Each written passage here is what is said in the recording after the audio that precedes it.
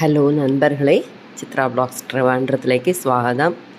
ഒരു കട്ട തൈരും കുറച്ച് മാമ്പഴം ഉണ്ടെങ്കിൽ നമ്മൾ കൂടുതൽ വളർത്താതെ ചെറിയ ഒരു ഡിഷ് ഉണ്ടാക്കാം. ഡെസേർട്ട്. നമ്മൾ തൈരും ചെറുതായിട്ട് ഉപ്പ് ഒരു ടേസ്റ്റിന് വേണ്ടി കട്ട് ചെയ്തിട്ട് നല്ല പഴുത്ത നല്ല സ്മെല്ലാണ്. മാംഗോൻ്റെ നാച്ചുറൽ സ്മെല്ല് എന്ന് പറഞ്ഞതാണ്. അത് ഒരു മാങ്ങ പഴുത്തത് മുഴുവനായിട്ട് ഞാൻ എടുത്തിട്ടിട്ടുണ്ട്. ഇതിനകത്ത് ഒരു തുണ്ട് ശർക്കരയും കൂടെ ആഡ് ചെയ്യുക. ചെറിയൊരു മധുരം വേണമെന്ന് ചോദിച്ചാൽ വേണ്ട, എന്നാലും ഒരു ടേസ്റ്റിന് വേണ്ടിയിട്ട് ഒരു ചെറിയ തുണ്ട് ശർക്കരയും ഒരു പിഞ്ച് സോൾട്ടും കൂടെ ഇട്ടിട്ട് ആവശ്യമാണെങ്കിൽ ഏലക്ക എസൻസും കൂടെ ആഡ് ചെയ്യാം. ഏലക്ക കൂടെ ഇടാം, അല്ലാതെയും ഉണ്ടാക്കാം. റോ ടേസ്റ്റ് ഇഷ്ടമാണെങ്കിൽ അങ്ങനെ നമുക്ക് ഒന്ന് ക്രഷ് ചെയ്തെടുത്ത് കഴിഞ്ഞാൽ ടേസ്റ്റി ആയിട്ടുള്ള മാംഗോ യോഗർട്ട്, നമ്മൾ കടയിൽ കിട്ടുന്നതിനെ പോലെ ടേസ്റ്റി ആയിട്ടുള്ള യോഗർട്ടാണ് ഇത്. ഉണ്ടാക്കിയെടുത്തതിന് ഒരു 2 hours കഴിച്ച് തീർക്കേണ്ടതാണ്.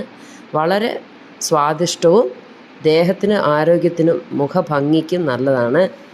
കഴിക്കുക. ഇതുപോലെ പുളിശ്ശേരി ഉണ്ടാക്കാം, മാമ്പഴ പച്ചടി ഉണ്ടാക്കാം, മാങ്ങ കൂട്ടാൻ ഉണ്ടാക്കാം, ഇനിയിപ്പോൾ മാങ്ങ പുട്ടുണ്ടാക്കാം. എല്ലാം ഇതിൻ്റെ എസൻസ് അങ്ങനെ മിക്സ് ചെയ്യുക. അത് തന്നെയാണ് ഇതിൻ്റെ ഒരു എളുപ്പ വഴി എന്നുള്ളത്. മാങ്ങ നിറയെ കഴിക്കാനുള്ള ഒരു എളുപ്പ വഴിയാണ്. ടേസ്റ്റി ആയിട്ടുള്ള മാംഗോ യോഗർട്ട് ഇവിടെ റെഡിയുണ്ട്.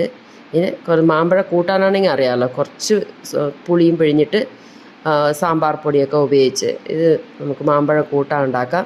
അതുപോലെ ശർക്കരയും മുളകും ചേർത്ത് നമുക്ക് മാമ്പഴ പച്ചടി ഉണ്ടാക്കാം. തേങ്ങയും പച്ചമുളകും ജീരകം അരച്ചൊഴിച്ച് തൈരൊഴിച്ച് മാമ്പഴ പുളിശ്ശേരി ഉണ്ടാക്കാം. ഈ പൊടിയിൽ മാമ്പഴത്തിൻ്റെ എസൻസ് ഒഴിച്ച് കുതിർത്തി വെച്ച് പുട്ടുണ്ടാക്കാം.